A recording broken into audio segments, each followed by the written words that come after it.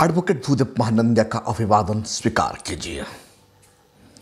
साथियों, आप देख रहे हैं voice of people, voice of बहुजन।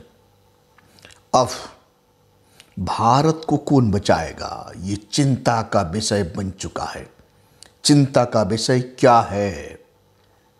भारत सकल घरेलू उत्पादक से और जितना कर्ज हो चुका है भारत, हमारा जीडीपी से नजदीक आ चुका है। साथियों, 2014-15 में भारत का कर्जा 64 लाख करोड़ था। अब यानी 2023-24 में 173 लाख करोड़ ये केंद्र सरकार का कर्जा है। भारत का केंद्र सरकार 173 लाख करोड़ कर्जा हो चुका है। ये इकोनॉमिक क्राइसिस से देश को कौन बचाएगा? ये बड़ा चिंता का विषय बन गया है। इंटरनेशनल मॉनेटरी फंड भारत को रेड वार्निंग दे चुका है। हमारा जितना भी जीडीपी है वो जीडीपी का नजदीक आ चुका है कर्जा, यानी लगभग 81% से 90% हमारा कर्जा बढ़ चुका है। वोट तो मिल जाएगा मोदी जी को राम के नाम पर, बीजेपी सरकार तो बना लेंगे, लेकिन आप कैसे बचाएंगे देश को? आप देश को बचाने के लिए और क्या बेचना बाकी रह गया है?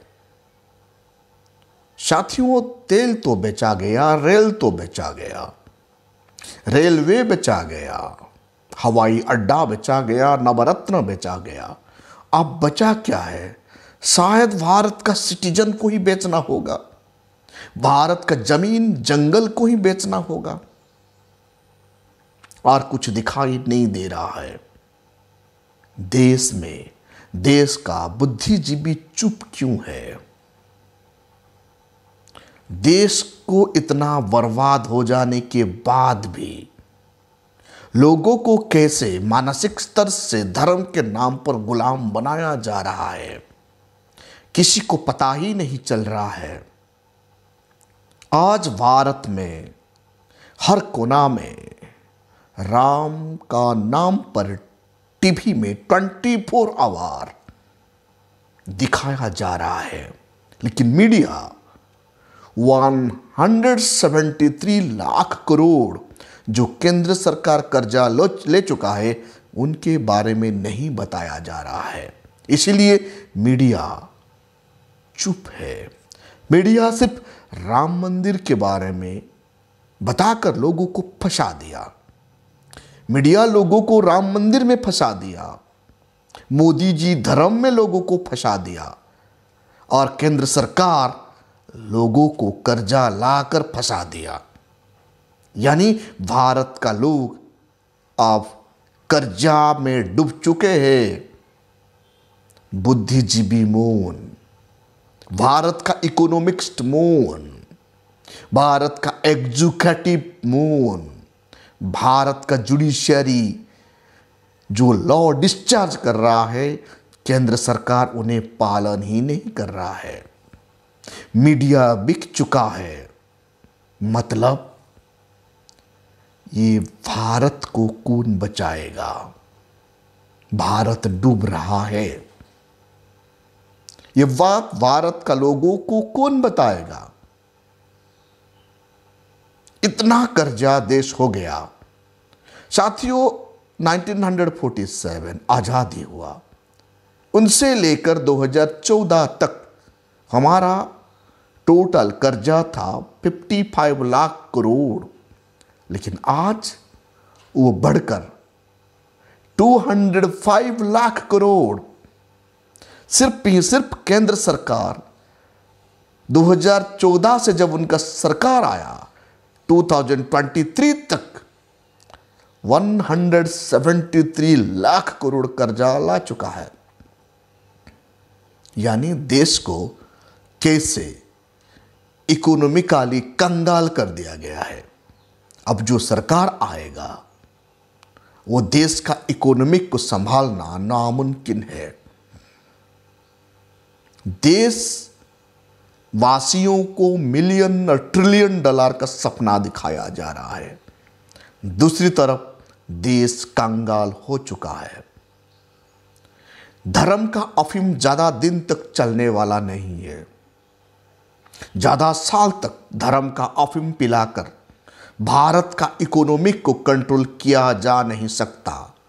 अभी भी वक्त है। भारत का कार्यपालिका, भारत का न्यायपालिका, भारत का प्रेस मीडिया को सुधर जाना चाहिए। एक्शन में नहीं आएंगे तो भारत का इकोनॉमिक इतना खस्ता हाल हो जाएगा, भारत डूब जाएगा। भारत ऑलरेडी फंस चुका है। इकोनॉमिक क्राइसिस में भारत फंस चुका है। देशवासियों धर्म का मायाजाल में फंस चुके हैं। मीडिया फंसा दिया धर्म का अफीम चखाकर। मोदी जी फंसा दिए देशवासियों को इकोनॉमिक कर्जा होकर। साथियों, ये इतना चौंकाने देने वाला बात है। देश कैसे उभरेगा ये सोचने की बात है। भारत का बुद्धिजीवी इसके लिए सोचना बहुत जरूरी है। भारत का कार्यपालिका इसके लिए रणनीति तैयार करना बहुत जरूरी है। भारत का जितना भी economic institution, banking system, reserve bank of India, finance department को चखन्ना हो जाना चाहिए, नहीं तो ये बुब्बारा फूट जाएगा और भारत का इकोनॉमिक को संभालना नामुमकिन हो जाएगा। साथियों, आप देख रहे हैं voice of people, voice of Bahujan. अभी तक आप हमारा चैनल को सब्सक्राइब नहीं किए तो काइंडली सब्सक्राइब कीजिए और बेल का आइकन जरूर दबाइए।